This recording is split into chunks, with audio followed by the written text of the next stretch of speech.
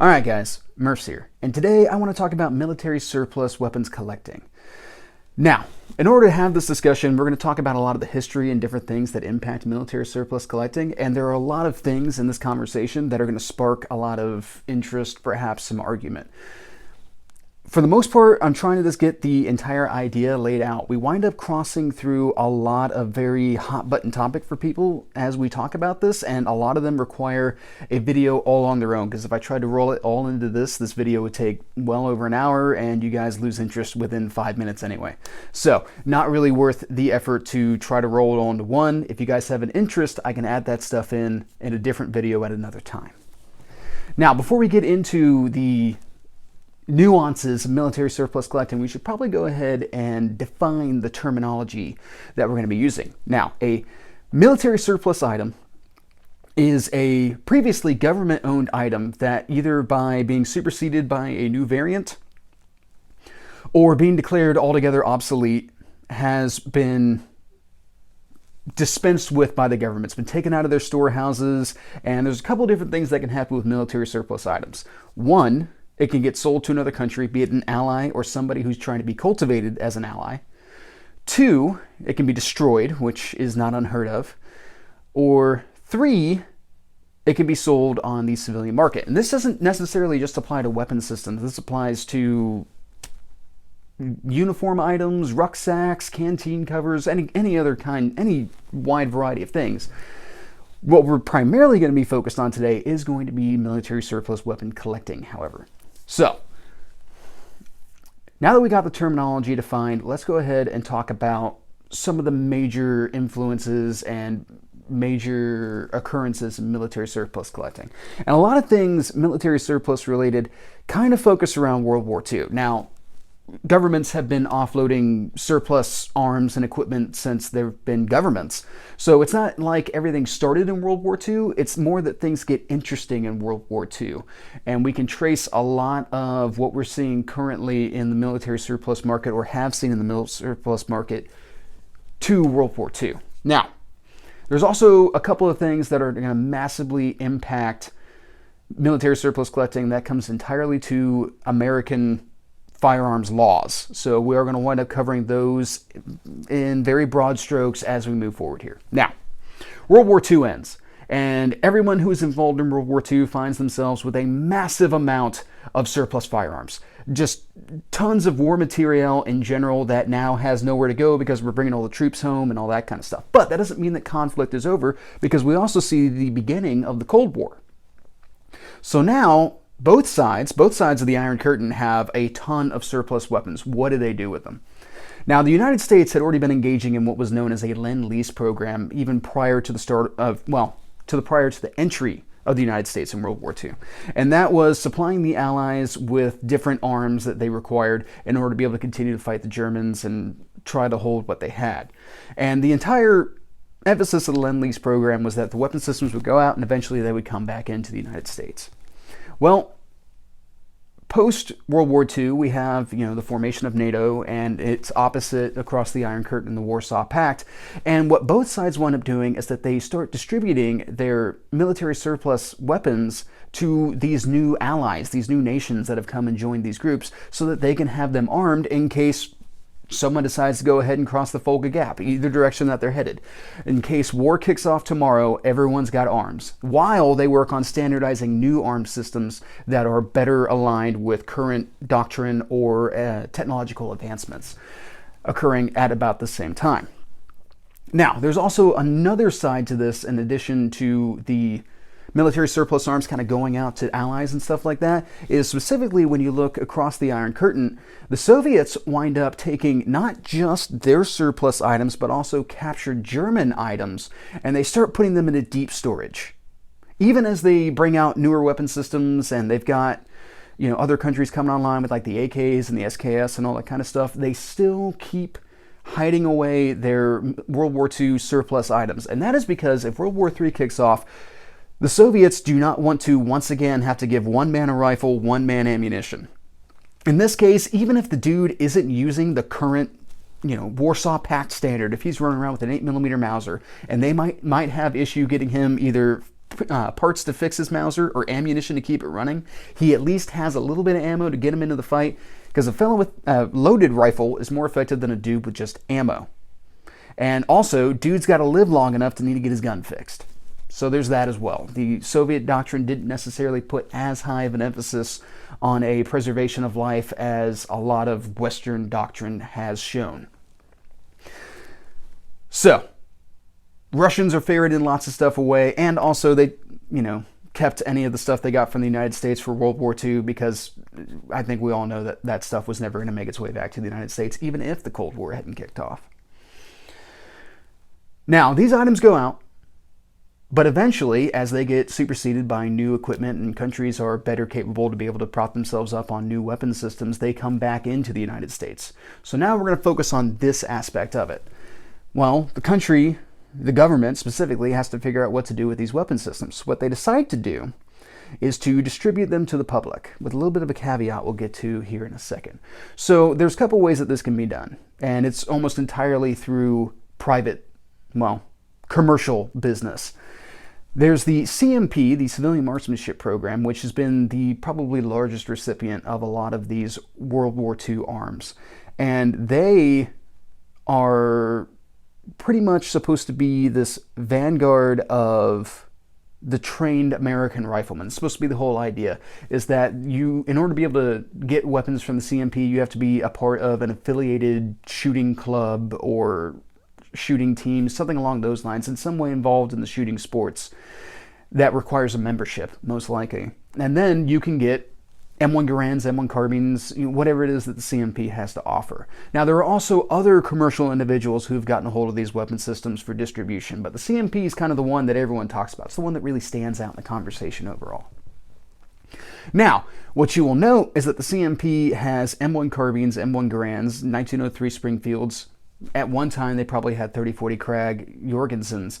But what they do not have are Thompsons or grease guns, and no one's really importing full-up and operational Stens or MP40s or anything along those lines. Anything that was in the country came into the, MP40Ys or Stens or anything like that. All that stuff that's in the country came home in someone's duffel bag. Now, that comes to a couple of things here. First, the National Firearms Act of 1934 regulated short-barreled rifles, short-barreled shotguns, machine guns, suppressors, and any other weapons. Now, somewhere along the line, that was decided that that was not intrusive enough, so in 1986, the Hughes Amendment was signed, which banned any further production or purchase of new developed machine guns. Anything that's full auto. So you could buy or traffic in pre-86 Hughes Amendment weapon systems, M16s, Thompsons, MAC-10s, whatever it was that was floating out there on the market to begin with. But post-1986, without going through a lot of hurdles, you cannot build a brand new full auto weapon system. And be that full auto Sears that are registered or whatever it is that's along the way. You can't have new stuff. And that has massively impacted the submachine gun market. About the only way that you'll find non-full auto but still World War II parts guns are from literal parts kits. And these parts kits were, say, a Thompson submachine gun that somebody cut the receiver on, removed the full auto bits, and then sold it as a parts kit. And somebody else took it and they re-welded the receiver back together, and then they installed non-full automatic bolts, which are closed bolt firing systems instead of open bolt firing. And then all they had to figure out at that point was whether to either register it as a short-barreled rifle or install a welded barrel extension that would take the gun out to 16 inches. Those were all the decisions that had to be made. Now, these are not exactly like pristine World War II items at this point, right? They've been cut, there's parts that have been changed, all this stuff's been added on. However, you still get the nostalgia aspect of it if you were to invest your time into that type of weapon system. So, maybe not the best for everybody, but at least you have something, which at this point, when we talk about around World War II, where full automatic selective weapon systems became extremely common, you're never going to see full up original select fire or full automatic weapon systems on the market anymore. It's not going to happen. We're not going to have the classic Milsurp aspect of Mausers or M1 Garands or any of that kind of stuff like we have from the other World War II items when it comes to MP40s, STG-44s, and even moving forward into M16A1s and M2 carbines and all that kind of stuff. You're never going to see complete, capable weapon systems like that on the open market anymore. Not unless you're wanting to pay for transferable machine guns, which, I mean, a transferable Thompson's like $45,000. So that's a really nice car. Just to throw that out there. Now, this takes us more or less all the way into the 1980s when we start to see the Soviet Union kind of crumble a little bit, and we start having trade open up between us and them, and that is when SKSs and Chinese AKs start rolling in to start with. And this is where things take a little bit of a change, because now these Chinese AKs, though more or less produced in the same factories right next to the Chinese Type 56, they are not select fire guns. So it's not actually a Type 56, but it's also the closest you're ever going to get to a Type 56 without, taking it off of a dead soldier of some sort, Vietnam or something like that. So now we open up into what I refer to more as militaria type collecting, which is current weapon systems or fairly recent weapon systems that are being collected because they have military association, but they're not necessarily a one-for-one swap with a military weapon. So they will not have select fire capabilities or anything along those lines. And that is what you find in the Polytech AKs that came over to the United States. Now, moving through into the 80s and into the early 90s, we start seeing more and more opening trade with Eastern Europe as the Berlin Wall falls, the former Soviet Union crumbles entirely, and now all these countries are cash-strapped and have come to realize that these massive stores of World War II arms that they have sitting around are not going to get used in World War III. World War III is not coming. And it's costing more money to hold them than it is to just release them. They can go ahead and turn those guns into cold hard cash and keep their economies going and all that kind of stuff. So that's what they start doing. So now we see a massive influx of Mosin Nagants, Tokarev rifles, Makarov pistols, all that kind of stuff. All the stuff's just flowing in, right? And we've got, along with that, tons of Romanian, Bulgarian, Russian semi-automatic AKs and parts kits. And we're going to talk more about the AK parts kits here in a little bit. Right now we're going to focus on the influx of rifles. They're just flowing into the country. Now, it doesn't take too long when you have this type of massive influx of arms for somebody to take notice and for it to start getting regulated, because what else is government good at but regulating things? So, more and more terms like weapons of war and no sporting purpose start getting thrown around. And that's a dynamic that had been going on since the 1986 Gun Control Act, which already set a precedent that you had to have specific features or requirements, a point system, in order to be able to say that a weapon was a sporting arm and not a military arm of some sort. And this is where we get Makarovs with adjustable sights and all that kind of stuff. This idea would be expanded, and you would start to see more and more regulation being slapped on a lot of these military surplus arms coming out of former Soviet states, to where a lot of these weapon systems in several states and eventually federally would be straight up by name banned, followed by trade sanctions being placed against China and Russia for other reasons in addition to some arms trading, which would pretty much choke off the Polytech AKs and a lot of the Segas that were coming in. Now, this also directly leads us into the 1994 assault weapons ban, which really starts to either neuter rifles that are already out on the market, further limits rifles from coming into the market, and then kind of discourages or discredits any additional stuff coming in as well. So this is where the parts kits kind of really start to come into play. And this is where some Soviet states took some select fire AKs, and instead of building out semi-auto AKs, they just went ahead and cut the receivers and sent the parts kits over to the United States. And these guns got built out. You grab up an AK, you buy a Nodak Spud receiver, you throw all those parts on there, and then you've got the closest that you're going to get to an actual Soviet AK, because they're not going to bring in the select fires. And this goes on for quite a while. It's actually fairly popular. And I remember seeing like Sportsman's Guides catalogs with just tons of parts kits in them, you know, be it Russian or a lot of like Romanians, Bulgarians, some East Germans and stuff like that. However, eventually that would also start to get more heavily regulated. We have things like 922R that are already kind of taking a huge chunk out of the import market. But soon enough, in the early 2000s, Bush would decide that one of the American parts that imported firearms have to have includes the barrel. And that kind of really takes a lot of the wind out of the sails for parts kits, because already you don't have a receiver and now you're taking out the barrel. So like you've lost the entire heart and soul of the thing that you were trying to recreate at that point. Now, the assault weapons ban would sunset in 2004, and there was much rejoicing, and the semi-automatic rifle market just exploded, and AR-15s were like just flying out of the woodwork, and it was everywhere. It was fantastic. It was a wonderful time. But also at this point, you start seeing more and more manufacturers come to the United States in order to not have to deal with import restrictions.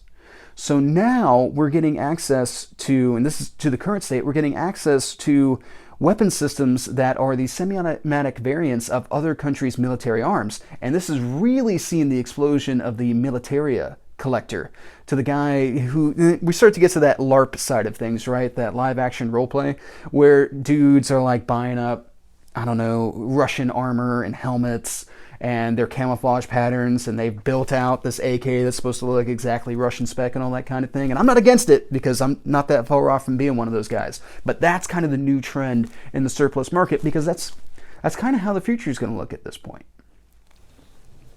Now, with that being the case, let's go ahead and kind of identify our groups here. So at one end of the spectrum, we have our historian. Our guy who, his gun collection is like walking through a museum. He has all these different firearms, and he enjoys the nuances of the markings and the factories and the stock discs and all that kind of stuff, and talking about where these things went and the history that they forged by the rounds that they threw down range. Then you have your LARPer who's building out more current weapon systems. Maybe he runs around dressed up in a Vietnam era tiger stripe camouflage pattern with a M16 shorty, and just, has a ball. That's his thing, and that's what gets his rocks off, and he has a great time at the range doing that. Fantastic. Good for you, bud. And then you kind of have a shadowy in-between group who likes, it's the just as good group. They buy up weapon systems that look very similar to historical firearms, but are not exactly historical firearms. And these are like the current inland carbines, or Rock Island mil-spec 1911 A1s.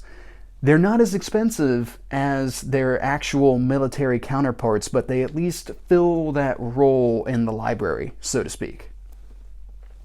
Now, where do I myself land in this overall dynamic of military surplus collecting? Well, to some extent, I like the historical aspect of it. Things like this Swedish Mauser, 1941 dated, and I love poring over this rifle and seeing the stock disc and all the information that it gives me, as well as its markings and all that kind of stuff. There's so much history to be found in military surplus rifles, along with the other ones that I have. And I really enjoy that. But I'm also not so deep into it that so to me, ultimately, I still need to find a deal. So a lot of your historian Milsurp collectors get really bent around the axle on things like all numbers matching. That's never been me, because ultimately what I care about is, does the rifle warrant its cost? And all numbers matching does not necessarily immediately mean to me that it's worth a higher value as what you'll generally see reflected on all numbers matching rifles.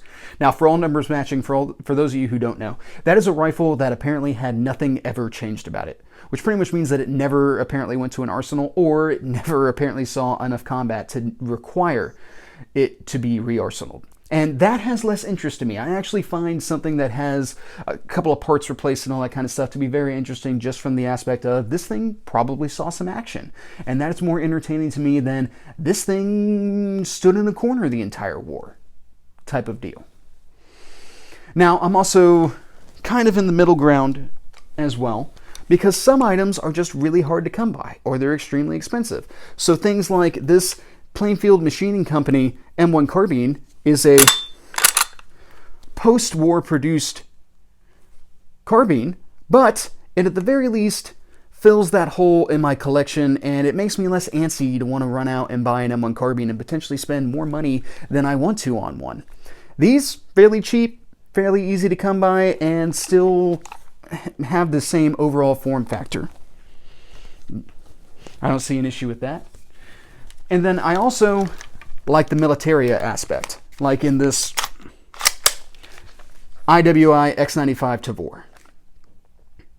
Now, this, and as is usual of a lot of the militaria type arms coming in, this is not a one-for-one for the actual Israeli Tavor. That is a 13.5-inch barrel. It has a couple of other different features that are just a little bit more specific to the Israeli X95, but someday I will have that reflected in this rifle. I will swap out those parts. I will put in my tax stamp and get this thing SBR'd, but for the moment, this thing works better for me as a 16-inch gun, because this is actually a go-to truck gun for me. You know, when I decide to go ahead and get that 13.5-inch barrel, I'll put on proper Israeli optics and all that kind of stuff. But for the moment, this is still something that I'm using, so I'm not as concerned about meeting that requirement for it. But that kind of puts me in the LARPing group, if you will. Now, before we finish this up, I do want to talk about the pricing aspect of military surplus items. And the best way to think about them is kind of as an investment. So, everyone can remember when Mosin Nagants were like $100, and a lot of people talk about when Simonov SKSs were $60. Okay? Those days are gone. And they are not coming back. There are a finite number of these rifles in the world. And once they left their arsenals and got distributed on the commercial market, they're gone. They are now out there, and they're only going to appreciate in value, as long as they're taken care of, as long as they aren't sporterized and all that kind of stuff.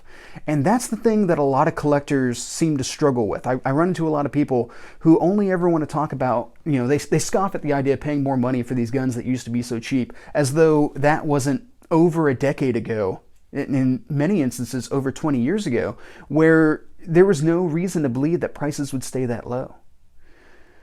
I remember Mosin Nagants being $100. I also know that a buddy of mine 2 weeks ago bought a very nice example for $365. And that's actually a pretty good deal, because I've seen them between $350 and $425, and his even came with a couple of the additional collectible pieces, you know, mag pouches or, well, stripper clip pouches and all that kind of stuff that you don't really see go with those rifles anymore.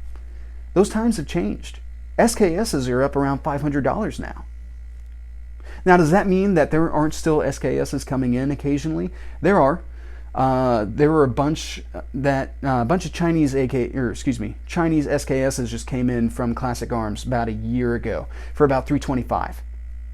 That's the going rate for them now. And a lot of guys will tell you, well, oh no, you know, it's because everyone keeps buying at these higher prices. If everyone would just wait, then the prices would go down.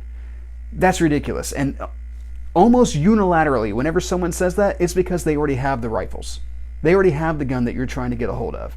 And they're telling you that you should wait for the price to come down. You should hold off and let that thing pass by until the price comes down. Here's, in all emphasis, in all reality, when it comes to a deal, that's an extremely subjective thing. You have to decide what is going to make a good deal. Somebody cannot tell you what makes a good deal. You have to decide that for yourself. If you've already had 3 or 4 of those rifles pass through your fingers and you're like, I'm not having it happen again, I'm going to pay the slightly higher price just so I finally have the gun, more power to you. It's your money. Spend it how you see fit. The rifles aren't going to come down. They're not going to get any cheaper. It's just a question of, do they reflect current market value, or is someone trying to gouge you? That's all you have to figure out. Now, you can apply the same thought process to a lot of these militaria type items as well. Be it because of another assault weapons ban or because the gun winds up not selling that well, these are also investment pieces. Their value may come down initially, but it'll eventually go up. Just ask anybody who bought a Valmet. They only brought a couple hundred of those in the country because they didn't sell that well. And now they are worth so much more than what they were sold for. Another example, the FN FS2000 rifle came into the country. It had a couple of oddities about it, and for whatever reason, you know, they made it so that it wouldn't be able to take mag pulls, and that seemed to have made everyone mad, so the gun floundered in sales. Now they stopped importing them. I actually am not even certain FN's still making them. They didn't do very well in military sales. I've seen one in the hands of a soldier, and it was a Saudi Arabian conscript like 2 years ago. But they're going to appreciate in value because there's not that many of them around. So you can currently point your finger at things like the Beretta ARX. I came across the Beretta ARX a couple of years ago for like $850, and I wanted it so badly because it was a really good price at that time. However, at that point, I had to make a choice between pay some bills or buy a new rifle, and responsible adult Murph won that argument, and I had to let it slip through my fingers. I kind of kicked myself over it today because I know that those rifles have not been selling very well. At some point, they'll stop being imported, and their price is going to skyrocket. Their value is going to skyrocket. So, just a couple of things for you guys to think about when it comes to all this kind of stuff. You could consider these items to be investment type purchases. Specifically on another example, so Polytech AKs came in for between $350 and $450. I was at a gun show this weekend. I saw one sitting on a table for $2,800. Now, I'm pretty sure, just based off of everything else that fella had on that table, he was way over gouging, and I could have swore the last time I looked at Polytech AKs, they were running like $1,900. But in these odd times where people are kind of buying up everything that shoots, he might actually, well, he didn't. I'm pretty sure that thing stayed there the entire show. But he could actually potentially move that rifle. All right, guys, this is literally a subject I could talk about all day, so I'm going to go ahead and cut myself off. I appreciate you guys sticking with me here, and have a good day.